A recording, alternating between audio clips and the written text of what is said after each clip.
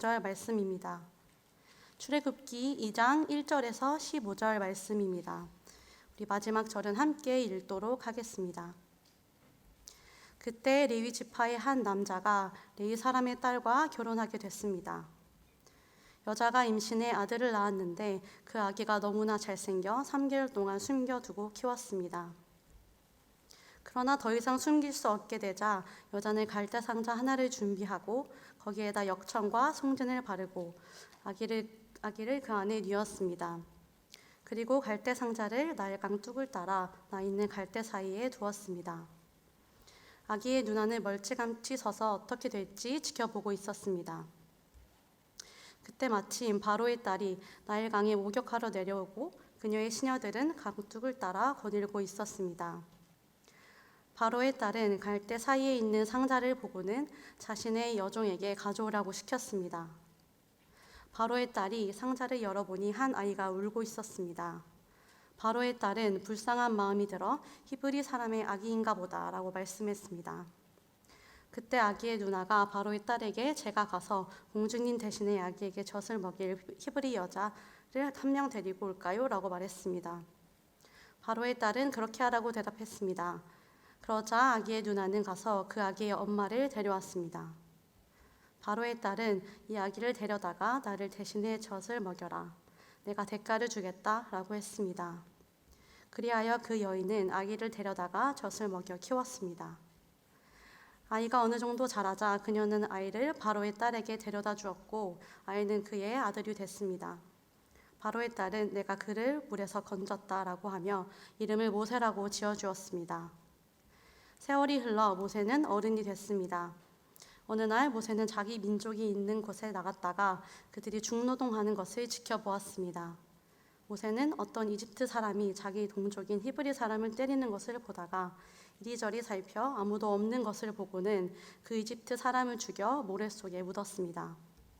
다음 날 모세가 나가보니 히브리 사람 둘이 싸우고 있었습니다.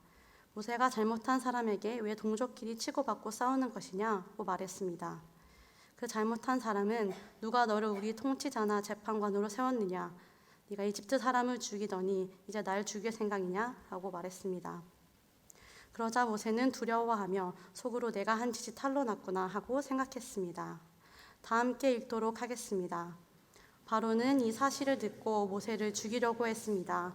그러나 모세는 바울의 얼굴을 피해 도망쳐 미디안으로 가서 살았습니다. 아멘.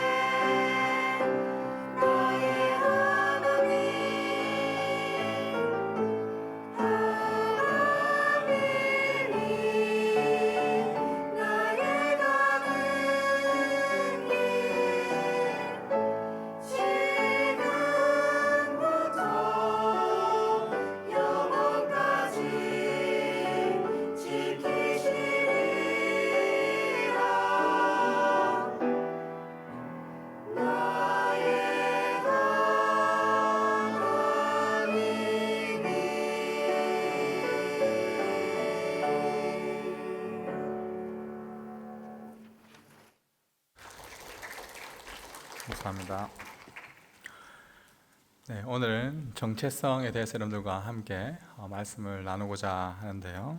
여러분은 스스로 자신을 누구라고 생각하십니까? 여러분은 주위 사람들로부터 어떤 사람으로 여겨지고 있습니까?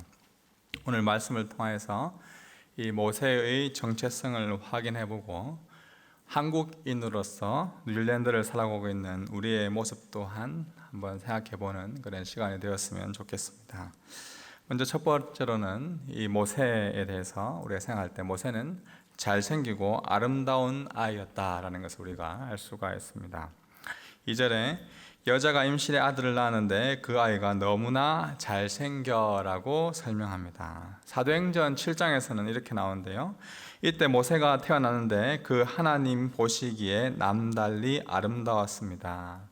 모세는 잘생기고 이 아름다운 아이였습니다. 모세의 아버지 아므람과 어머니 요게벳이 얼마나 꽃미남이어서 이 모세가 잘생겼다라고 표현할까요? 자연스럽게 모세가 잘생기고 아름다운 아이로 태어났기 때문에 이렇게 모세가 남달리 아름다웠다라고 표현할까요? 여기서 이 잘생겼다, 아름다웠다라는 말은 모세의 그 외모를 말하지는 않습니다. 모세가 잘생겼다라는 것은 어떤 말일까요? 여기 나온 이 잘생긴이라는 히브리 단어는 이 토브입니다. 토브, 좋다, 굿을 뜻을 가진 단어인데요. 이건 창세기 1장에서 하나님께서 천지를 창조하시고 그것을 보시며 좋았더라라고 할 때 토브, 좋았다, 굿이라는 표현을 사용합니다. 이게 무슨 말일까요?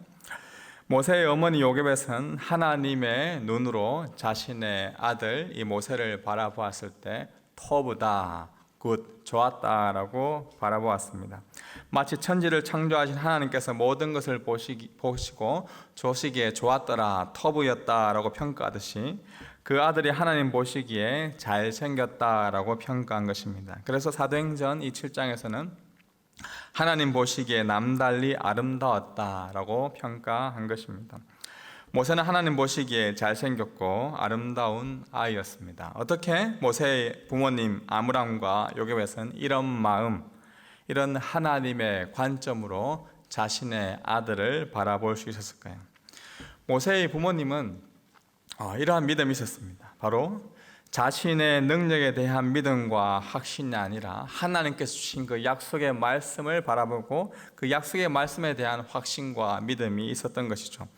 모세가 태어나기 400년 전 하나님은 그들의 조상 아브라함과 언약을 맺습니다. 창세기 15장에 보시면 여호와께서 그에게 말씀하셨습니다. 너는 분명히 알아라. 네 자손이 다른 나라에서 나그네가 돼 그들을 섬길 것이며 400년 동안 그들은 네 자손을 괴롭힐 것이다. 그러나 내가 네 자손들이 섬기던 그 민족을 반드시 심판할 것이며 그 후 네 자손이 많은 재산을 갖고 나올 것이다. 이들은 그들의 조상 아브라함과 약속하신 그 하나님의 약속, 그 언약이 곧 성취될 것에 대한 믿음이 아므람, 이 요게벳에게 있었습니다. 또한 요셉의 마지막 유언의 말씀 또한 그들은 마음속에 깊이 새기고 있었죠. 창세기 50장 24절 말씀입니다. 다 같이 한번 읽어보겠습니다. 그런 후에 요셉이 그의 형제들에게 말했습니다.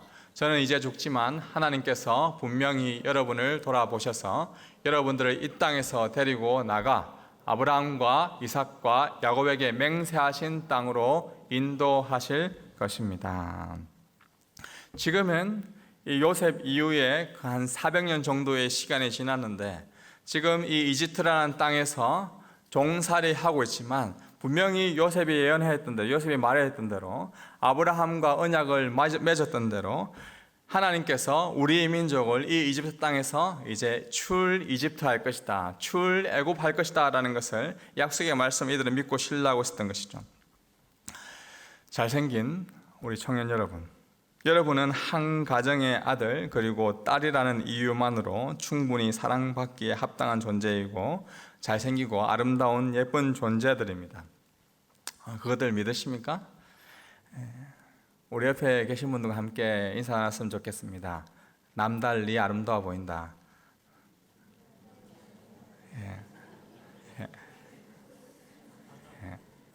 그렇죠? 한 번 더 인사 나눌까요? 아따 잘생겼다. 예. 예, 오늘 다 진짜 예쁘고 잘생기고 참 아름다우신 것 같아요. 예. 우리 세상이 말하는 기준은 뭐 어떻게 모습이 어떻다 뭐 이렇게 말하지만 사실 하나님 보시기에 여러분들은 정말 아름답고 잘생겼습니다. 우리의 부모이신 주님께서 우리를 바라보았을 때는 정말 아름답고 잘생긴 그 터브 좋다라는 마음을 가지는 것이죠. 저에게는 16개월 된 저의 막내 딸이 있는데요. 저는 누가 보아도 뭐 다른 사람이 어떻게 보든 저는 정말 그 존재하는 것 자체만으로 아름답다, 예쁘다라는 그런 마음을 많이 가지고 있습니다. 그래서 집에 들어가는 것 자체가 저에게 이제 행복이고 기쁨이 되는 것이죠. 어쩌면 부모님이 가지는 저뿐만 아니라 모든 부모가 가지는 자연스러운 마음이다라는 그런 생각이 듭니다. 그런데 이제 시간이 지나고 좀 아이가 크면 클수록 우리는 어떤 마음들을 가집니까? 나도 모르게 이 아이가 좀 이렇게 예뻤으면 저렇게 예뻤으면 어떤 외모적인 모습을 보거나 아니면 이렇게 좀 건강했으면 아니면 이런 아이가 이렇게 좀 했으면 능력을 보기도 하고 우리 아이가 이렇게 공부를 잘했으면 아니 우리 아이가 이런 직업들을 가지고 했었으면 이렇게 잘생기고 아름다운 아이로 그 아이를 바라보는 것이 아니라 원래 하나님께서 보시기에 잘생기고 아름다운 아이를 바라보는 것이 아니라 세상이 말하는 그런 기준과 평가로서 아이를 바라볼 수 있는 그런 위험성이 우리에게 있고 사실 우리 부모님도 우리를 그렇게 바라보기도 하고 우리 또한 우리의 자녀들을 그렇게 바라볼 앞으로의 그런 위험성이 있기도 합니다. 남들처럼 이 정도만 하면 좋겠는데 옆집 아이처럼만 자라주면 좋겠는데 계속해서 누군가 비교하고 평가하여 우리가 사람들을 바라보는 순간 못생긴 나의 모습, 잘생기지 않은 나의 모습이 보일 위험이 있습니다. 우리가 기억해야 할 것은 하나님 보시기에 좋았더라라고 그런 하나님께서 평가하신 것은 여러분들의 그 객관적인 기준이 아니라 여러분들의 그 존재만으로도 하나님의 형상으로 태어난 여러분들의 존재 그 자체만으로도 하나님께서는 터부다, 좋았다라고 여러분들을 평가하고 있습니다. 그 사실을 먼저 기억하시기 원합니다. 두 번째로 이 모세는 이 TCK로 자라났습니다. 이 TCK라는 용어 자체가 낯설고 아마 생소하신 분이 계실 텐데 이 위키백과 사전에 정의하는 TCK는 이 Third Culture Kid다라는 말이 나옵니다. 성장기의 이 상당 부분을 부모님들의 문화 밖에서 보내는 사람을 이 Third Culture Kid라고 하는데 사회학자 데이비드 폴락은 이렇게 정의를 내렸습니다. 성장기의 상당 기간을 부모의 문화가 아닌 다른 문화권에서 보낸 사람을 가리켜서 이 Third Culture Kid다라고 하는데 모세는 이 레위 지파로서 히브리인으로 태어났습니다. 이미 오래전 야곱의 가족들은 이집트 땅으로 이주하여서 이주 외국인으로 이집트 땅에 살고 있었고 400년이 지난 후 이 이집트 땅에서 히브리 민족으로 종으로서 그 땅에서 고된 노동을 해야만 했죠. 더군다나 지금 히브리 민족을 향한 그 이집트의 정책은 감히 처참할 수밖에 없었습니다. 바로 왕의 명령으로 현재 태어난 모든 히브리 남자애는 다 죽게 될 위기에 처했습니다. 하나님께서 이 어머니 요게벳에게 믿음과 지혜를 주셔서 이 나일강에 던지고 그곳에서 건짐받게 하였고 마침 바로의 공주의 아들을 입양되어 하루아침에 이 이집트의 그 왕족의 아들이 되는 그렇게 되었습니다. 사도행전 7장에 보니까 이 모세에 대해서 이렇게 이야기하고 있습니다. 사도행전 7장 22절에 모세는 이집트 사람들이 가진 모든 지혜를 배웠고 그의 말과 행동에 큰 능력이 나타났습니다. 이집트 사람으로서 갖춰야 할 모든 지혜와 덕목을 갖추고 있었던 것이죠. 1절에 레위 지파의 한 남자 레위 사람의 딸과 결혼하였다라고 기록되어 있는데 모세는 또한 이 히브리 민족 히브리 사람이었고 또한 모세는 이 요게벳의 어머니의 젖을 먹으며 자랐습니다. 또한 이 9절과 10절에 그 아이가 크고 나니까 단순히 키가 크고 자란 것이 아니라 어머니 요게벳에서 너는 이제 히브리 민족이야라는 그 정체성, 그 민족성과 하나님의 말씀을 들으며 자랐죠. 모세는 히브리인이라는 그 정체성과 동시에 이제 이집트 땅에서 살아가는 그 모세는 또한 왕자라는 그러한 자신의 그 정체성을 동시에 가지고 자라났던 것입니다. 이 자리에는 우리는 한국인의 뿌리를 가지고 뉴질랜드에 살아가는 그러한 TCK일 가능성이 많습니다. 여러분들 워홀로 왔거나 아니면 잠시 워커 비자로 와서 일하고 계신 분들은 모르겠지만 많은 분들이 1.5세대로 부모님을 따라 왔거나 아니면 이곳에서 태어난 분들이 많이 이곳에 계십니다. 나는 한국인인가 아니면 뉴질랜드 사람인가, 아마 여러분들이 정체성의 혼란을 종종 겪었을 수 있습니다. 제 아들이 처음 이곳에 유치원에 다니기 시작할 때 영어가 잘 안 되니 한국 아이만 보더라도 정말 반가워했습니다. 하루는 제 아내가 한국말을 하는 그런 아이가 있길래 야, 너도 한국 사람이니? 라고 물어봤는데 그 유치원 아이가 아니요, 저 한국 사람 아니에요. 저 뉴질랜드에서 태어났어요. 뉴질랜드 사람인데요. 라고 했던 그런 기억이 납니다. 분명히 한국말을 하고 있는데 저는 한국 사람이 아니에요. 저는 뉴질랜드 사람이에요. 라고 이야기를 했습니다. 이 아이에게 조국은 어디일까요? 이 아이에게 홈랜드, 마더랜드는 어디일까요? 혹시 여러분 이곳에서 태어나신 분들 계십니까? 한번 손을 들어보실까요? 거의 젊으신 분들 많이 이곳에 태어나신 분들 계시는데 여러분들의 조국은 어디입니까? 제가 목자 모임 때 우리 이곳에서 태어나신 분이 계십니까? 하니까 한 4명 정도 이제 이곳에서 태어났다 하더라고요. 그래서 이제 질문을 던졌습니다. 제가 그러면 여러분들은 이제 조국을 어디라고 보십니까? 여러분들의 마더랜드가 어디입니까? 라고 물어보니까 딱 반반으로 나누더라고요. 이곳에서 태어났지만 내 조국은 대한민국이다라고 말하는 분이 2분 계셨고, 아니다, 나는 내 조국은 뉴질랜드다라고 말하는 분이 2분 계셨습니다. 여러분들의 조국은, 여러분들의 모국은 어디입니까? 사실 우리가 정체성에 여러 가지 혼란을 겪을 수가 있습니다. 모세도 보면 TCK로서 나는 누구인가? 나는 정말 나의 젖을 내가 젖을 먹고 큰 그 히브리 민족인가? 아니면 지금 내가 처해 있는 이 이집트의 이 왕자라는 이 신분을 가지고 내가 이집트 사람으로 살아가는 게 내 정말 정체성인가? 라는 그 혼란이 끊임없이 그의 성장기에 있었던 것이죠. 세 번째로 우리가 기억해야 될 것은 이러한 혼란 가운데 모세는 분명한 이 정체성, 아이덴티티를 가지고 있었습니다. 사도행전 7장 말씀해 보시면 모세가 40살이 되자 자기 동족 이스라엘 백성들을 돌봐야겠다는 결심을 하게 됐습니다. 모세는 40년 전 왜 그가 나일강에서 건짐을 받았는지 그 이유를 분명히 알고 있었던 사람입니다. 본문 11절에 보시면 세월이 흘러 모세는 어른이 됐습니다. 어느 날 모세는 자기 민족이 있는 곳에 나갔다가 그들이 중노동하는 것을 지켜보았습니다. 모세는 어떤 이집트 사람이 자기 동족인 히브리 사람을 때리는 것을 보다가, 여기 자기 민족인 누구를 때린다라고 하는데 모세는 자기 민족이 누구라고 보았습니까? 히브리 민족입니까? 이집트 민족입니까? 히브리인으로서 노예 생활하고 있는 그들이 바로 자기 민족이다라는 것을 알았습니다. 한국에 지금은 이제 은퇴를 하셨지만 박윤선 목사님이 계신데 그분이 이 부분을 주석하시면서 모세가 하나님의 백성을 위하여 희생하기로 결심하고 왕궁을 아주 떠났다라는 것을 우리는 이 부분을 통해서 알 수 있다라고 주석하였습니다. 단순히 잠시 집을 나온 것이 아니라 모세는 자기의 아이덴티티, 정체성을 가지고 자기 민족, 히브리 민족을 위해서 집을 완전히 나왔다라고 설명합니다. 히브리서 기자는 이렇게 또한 우리에게 말해주고 있죠. 히브리서 11장 24절 이하입니다. 믿음으로 모세는 다 자란 후에 바로의 딸의 아들이라 불리는 것을 거부했습니다. 그는 잠시 죄의 쾌락을 즐기는 것보다 오히려 하나님의 백성과 함께 고난받기를 더 좋아했습니다. 그는 그리스도를 위해 당하는 수모를 이집트의 보화보다 더 가치 있는 것으로 여겼습니다. 이는 그가 상을 바라보았기 때문입니다. 라고 말씀합니다.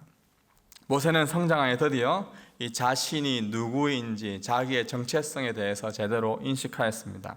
모세는 히브리인들이 고되게 노동당하는 것을 보았고 스스로 바로의 딸, 즉 공주의 아들, 왕자라 칭함받기를 거절합니다. 잠시 죄악의 쾌락을 누리는 것을 좋아하지 않고 오히려 하나님의 백성들과 함께 고난받는 것을 더 좋아했다라고 성경은 기록하고 있습니다. 이집트의 모든 보화보다 그리스도를 위하여 받는 수모를 더 귀하게 여겼습니다. 어떻게 이런 일이 가능하였을까요? 바로 여호와 하나님, 약속의 하나님, 언약의 하나님에 대한 신뢰와 확신이 그에게 가득 차 있었기 때문입니다. 그는 육체의 정욕에 따라 잠시 죄악의 쾌락, 이 땅에서의 쾌락을 누리는 것을 원하지 않았습니다. 안목의 정욕에 따라 모든 보화와 더 큰 재물을 가지는 것, 그 어떤 명품을 가지는 것을 더 원하지 않았습니다. 이생의 자랑에 따라 바로의 공주의 아들이라 칭함받는 그러한 명예를 받는 것을 거절하였습니다. 왜냐하면 그가 하나님께서 자기의 손을 통하여서 이스라엘을 구원해 주실 것이라는 그러한 믿음, 그 약속의 말씀에 대한 믿음이 그에게 있었기 때문이죠. 14절 하반절에 보시면 그러자 모세는 두려워하여 속으로 내가 한 짓이 탈로 났다라고 생각했다라고 기록되어 있습니다. 15절 말씀에 바로는 이 사실을 듣고 모세를 죽이고자 찼습니다. 바로는 이집트의 왕인데요. 왜 이집트의 왕이 이 왕자를 찾아서 지금 죽이고자 찾고 있을까요? 바로가 왜 모세를 죽이려고 했을까요? 모세는 이 사실이 무엇일까요? 모세가 행한 이 사실은 무엇일까요? 모세는 히브리 민족을 향한 그들의 마음과 하나님의 그 구원 계획을 확실히 믿고 있었고 그것을 지금 실천하려고 했었는데 이런 모습에 대한 해설 부분이 이 사도행전 7장에 보면 나옵니다. 사도행전 7장 25절 다 같이 한번 읽어보겠습니다. 모세는 자기 동족만큼은 하나님께서 자기를 통해 그들을 구원해 내실 것을 깨닫고 있으라고 생각했지만 실제로 그들은 깨닫지 못했습니다. 자기 형제들은 오히려 모세를 향하여 누가 너를 우리의 통치자냐 재판관이냐라고 비판했죠. 그러나 모세는 어떻습니까? 내가 왜 물에서 건짐을 받았고 우리 민족이 왜 이 히브리 민족이 이집트 땅에서 살아가고 있는지에 대한 정체성을 알았고 하나님께서 400년 후에 우리를 이집트 땅에서 구원해 낼 것이라는 그 약속의 말씀에 대한 신뢰와 믿음이 그에게 있었던 것이죠. 구원해 내실 것이라는 것을 깨닫고 있었지만 동족들도 그것을 알 것이라고 생각했지만 동족들은 오히려 알지 못했던 것이죠. 그러나 모세의 어머니 요게벳 아므람은 누구보다 모세가 하나님 보시기에 잘생기고 아름다운 토브라는 그 존재임을 알고 그 아이에게 정체성을 심어준 것입니다. 물론 모세는 바른 신앙을 물려받긴 했지만 그의 젊은 혈기로 하나님의 때를 40년 동안 광야에서 더 기다려야만 했습니다. 이집트와 같은 죄와 사망의 권세 아래에서 오늘날 우리도 종살이하고 있는 분들이 이 자리에 있을지 모르겠습니다.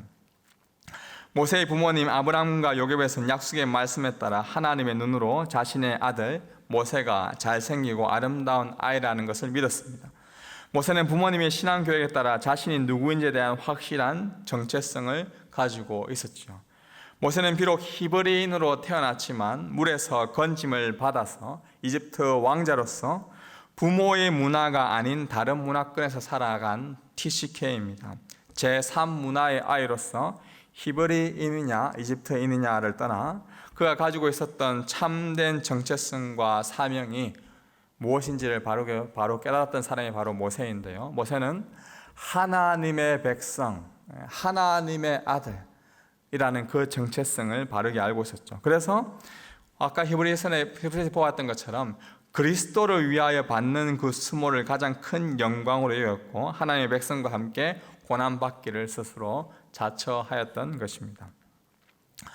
사랑하는 청년 여러분, 인간의 몸을 입고 이 땅에 오신 예수님 또한 TCK였다라는 그 사실을 아십니까?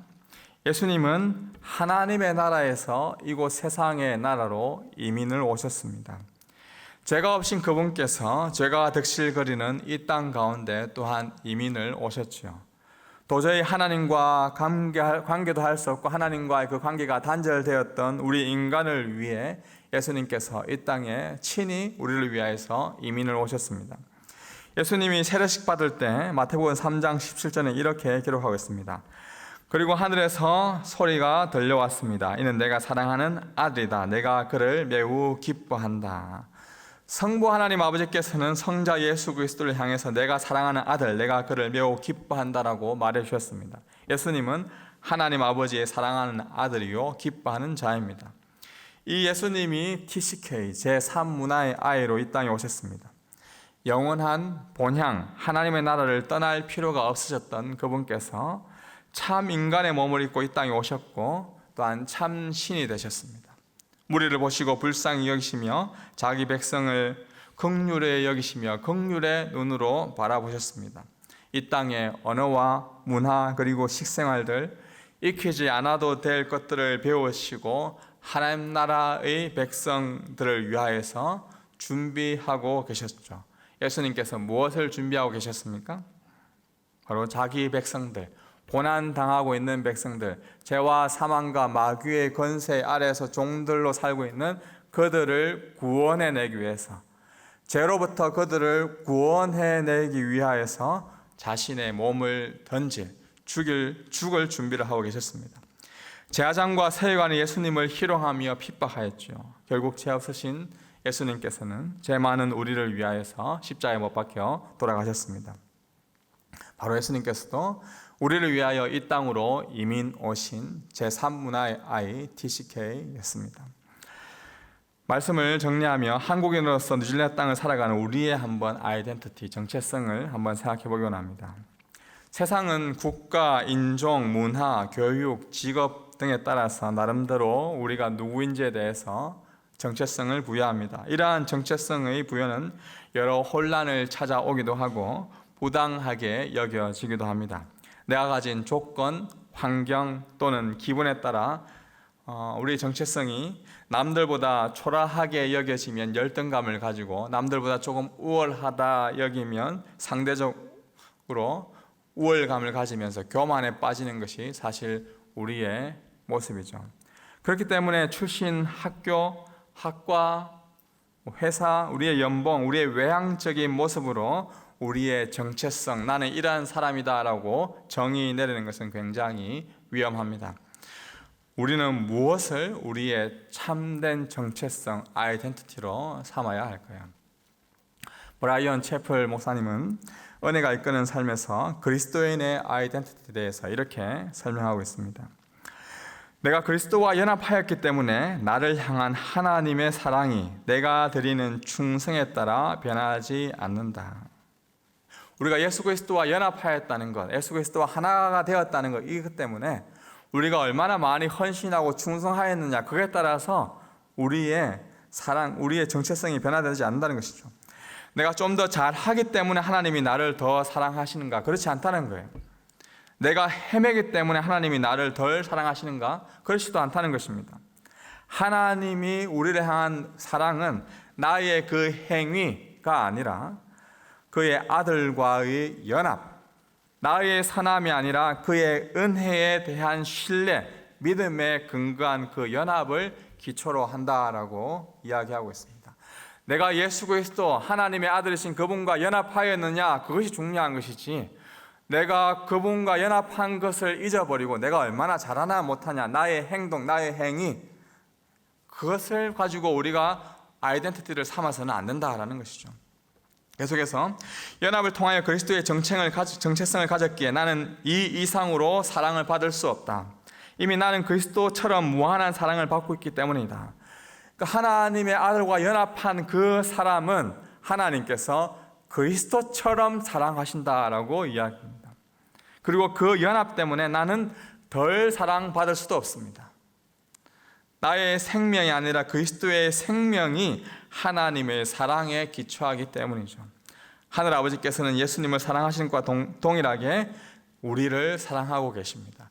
하나님의 아들이신 예수 그리스도를 하나님께서 사랑하는 만큼 그 예수 그리스도를 구주로 모신, 주인으로 모신 그 사람도 동일하게 사랑하고 계시다는 것이죠. 이것을 알 때, 우리가 그만한 사람으로 우리가 사랑받고 있다는 것을 알고 있을 때 우리는 그 안에서 참된 정체성을 가질 수가 있는 것입니다. 사랑받고 있는 청년 여러분, 이것이 바로 사도행전 11장에 나오는 이 안디옥 교회 성도들이 가졌던 그 정체성이었습니다. 안디옥 교회 성도들은 세상적으로는 핍박받고 있습니다.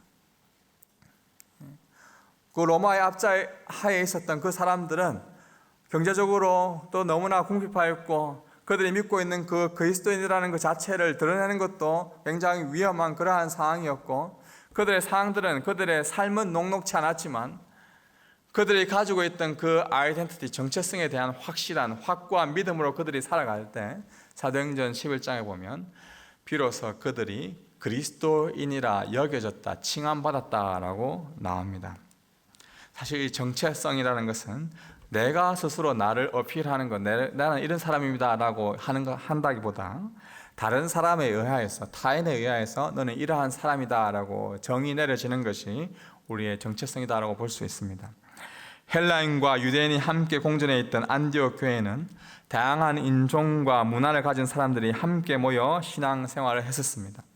그들 스스로 자신들의 정체성을 내린 것이 아니라 그들의 삶을 보고 그들의 행동을 보고 그들의 살아가는 그 그리스도인의 모습을 보고 안디옥에 있는 사람들이 저 사람들을 가리켜서 예수를 따르는 사람, 그리스도인이다라고 제3의 정체성을 부여해 주었던 것입니다. 우리의 포지션, 우리의 위치는 바로 그리스도 안입니다. 우리의 가치는 우리가 얼마나 밸류, 얼마나 가치 있는 존재냐라고 했을 때는 우리는 하나님의 아들이신 그리스도만큼 가치 있는 존재입니다. 그렇기 때문에 우리는 그리스도와 함께 그할 때 우리가 참된 만족, 참된 정체성을 가질 수 있는 것이죠. 여러분은 그리스도인이십니까? 그렇다면 여러분의 출신, 지역, 국가, 여러분들이 어떤 인종, 어떤 문화, 어떤 교육, 어떤 직업을 가지고 있든지 그 차이를 넘어서 여러분의 첫 번째 정체성은 바로 그리스도인, 내가 예수 그리스도와 함께 연합하고 있는 존재다라는 그 사실, 그것이 여러분들의 가장 첫 번째의 아이덴티티, 정체성이 되어야 할 것입니다. 만일 그리스도인이라는 그 자체가 여러분의 정체성이 아니라 둘째, 셋째가 된다면 여러분은 아마도 그리스도인이 아닐 가능성이 많습니다. 내가 사회에서 어떤 역할을 하고 있고 어떤 직업을 가지고 있고 내가 어떤 사람으로 불리는 이것이 나의 정체성, 이게 나의 우선적인 정체성이라면 여러분들은 아마 그리스도인이 아닐 가능성이 많습니다. 여러분이 어느 나라에서 태어났고 어느 학교에서 어떤 공부를 하고 있고 어느 회사에서 무엇을 하고 있든지 그 이전에 여러분은 나는 그리스도인이다, 내가 예수 그리스도와 함께 연합되어 있는 그 존재이다. 이게 정말 중요한 것이죠. 이 나라에서 태어났거나 어렸을 때부터 자라오면서 아마 여러분은 한국인으로서 뉴질랜드 땅을 살아가면서 정체성의 혼란을 많이 겪었을 것입니다. 나는 한국 사람인가? 나는 뉴질랜드 사람인가? 인종의 차이로 인한 정체성의 혼란이 아니라 우선적으로 무엇보다 우리는 그리스도인으로서의 정체성을 가지고 살아야 합니다. 모세는 자신이 누구인지에 대한 바른 아이덴티티를 가졌습니다. 이집트의 모든 보화와 큰 재물보다 그리스도인이라는 것 때문에, 하나님의 아들이라는 그 이유 때문에 받는 수치와 수욕을 더 자랑스러워했던 것이죠. 예수 그리스도를 믿는 사람이기 때문에 세상에서 받는 핍박, 수모, 가난, 고난, 아픔, 오히려 이것을 더 자랑스럽게 여겼던 존재가 바로 모세였습니다. 죄악의 즐거움을 누리기보다 하나님의 백성과 함께 고난받기를 더 좋아했던, 그것을 오히려 더 즐겨했던, 자처했던 존재가 바로 이 모세였습니다. 오늘날 우리로 치면 오히려 그리스도인 때문에 당하는 그러한 연봉이 깎이는 것, 그리스도인이라서 연봉이 깎이는 게 너무나 감사합니다. 하나님, 그리스도인이기 때문에 내가 주목받지 못하고 변방으로 다른 곳으로 내가 가게 되는 거 하나님 너무 감사합니다. 내가 그리스도인 때문에 오히려 인정받지 못하는 거 하나님 너무나 감사합니다. 하나님, 내가 그리스도를 따른다는 이 자체가 너무나 감사한 일입니다 라고 고백하였던 것이죠. 바로의 공주의 아들, 왕자라는 그 명예, 그 누구보다 그 주목받을 수 있는 그 자리였지만 하나님의 아들이라 칭함받는 것을 오히려 더 자랑스럽게 여기고 왕자의 자리를 거부하였습니다. 육체의 정욕들, 안목의 정욕들, 이생의 자랑을 자랑했던 그런 모세가 아니라 오히려 내가 크리스천이다, 내가 그리스도인이다 라는 그 정체성이 모세를 있게 한 것이죠. 사랑하는 청 여러분, 여러분이 그리스도라는 그 정체성을 바르게 가지고 이 땅을 정말 예수 그리스도 그리스도를 따르는 참된 제자로서 살아가는 주의 백성 되기를 주님의 이름으로 축복합니다. 기도하겠습니다.